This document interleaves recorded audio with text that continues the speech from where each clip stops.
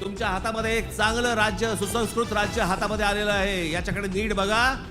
चांगल्या पद्धतीने मराठी माणसाकडे पाहणार असाल तर आमचा तुम्हाला पाठिंबा निश्चित राहील. आमचं ऐकणार असाल तर पाठिंबा देऊ. राज ठाकरेंची मुख्यमंत्री फडणवीसांसमोर अट.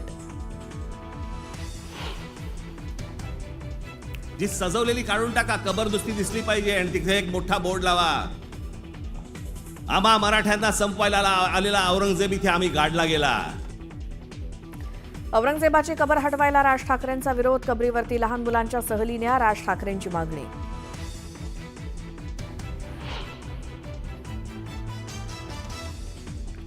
कुणाल कामरा चौकशीला सामोरं जाण्याची शक्यता. मुंबई पोलिसांनी बजावलेल्या दुसऱ्या समन्सनंतर कामरा चौकशीला उपस्थित राहणार असल्याचा अंदाज.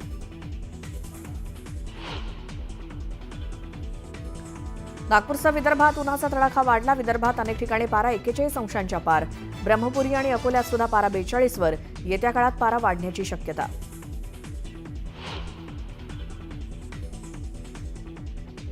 राज्यात मंगळवारी आणि बुधवारी बहुतांश जिल्ह्यांमध्ये पावसाचा इशारा. एप्रिलची सुरुवात पावसानं होणार असल्याचा हवामान विभागाचा अंदाज. राज्यभरात रमजान ईदचा मोठा उत्साह. मशिदींमध्ये नमाजासाठी मुस्लिम बांधवांनी केली गर्दी.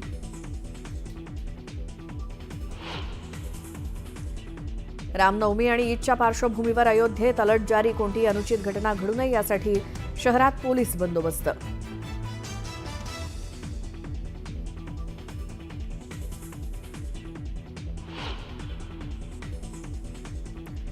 कर्जतमध्ये पार पडली 66वी महाराष्ट्र केसरी कुस्ती स्पर्धा. मुंबईच्या पृथ्वीराज पाटीलचा पराभव करत सोलापूरचा वेताळ शेळके ठरला महाराष्ट्र केसरीचा मानकरी.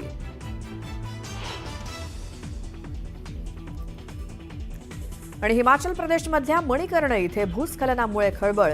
6 जणांचा मृत्यू तर अनेक जण जखमी. वाहनांचंही मोठं नुकसान.